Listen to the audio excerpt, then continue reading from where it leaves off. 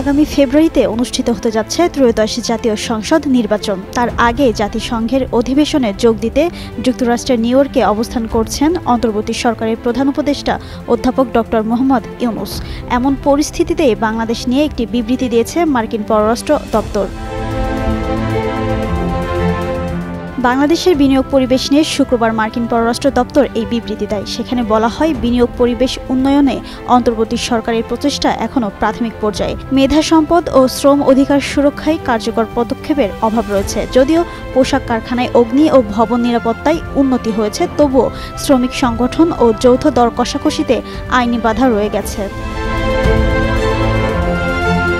2024 সালে মূল্যস্ফীতি ও আমদানি ব্যয়ের কারণে বৈদেশিক মুদ্রার রিজার্ভ নেমে যায় $20 বিলিয়ন নিচে, যা 2021 সালে ছিল $48 বিলিয়ন। তবে 2025 সালের মার্চে তা সামান্য বেড়ে দাঁড়ায় $20.4 বিলিয়নে। অন্তর্বর্তী সরকার শেখ হাসিনার আমলে দুটি বড় বাধা দূর করতে কাজ করছে। রাষ্ট্রায়ত্ত প্রতিষ্ঠানের বৈদেশিক ঋণ পরিশোধ বিলম্ব এবং মুদ্রা স্থানান্তরে কেন্দ্রীয় ব্যাংকের অনুমোদন প্রক্রিয়া। এছাড়া ব্যাংকিং কেলেঙ্কারিতে বৈদেশিক মুদ্রার ঘাটতি তৈরি হয়েছে। আওয়ামী লীগ সংশ্লিষ্ট প্রতিষ্ঠানে সন্দেহজনক ঋণ দেওয়ার কারণে 2024 সালের ডিসেম্বর নাগাদ খেলাপি ঋণ দাঁড়ায় $28.57 বিলিয়ন।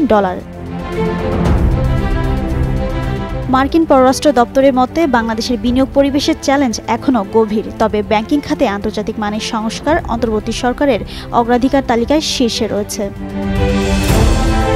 জিনাত আরা ঋতু, যুগান্তর নিউজ।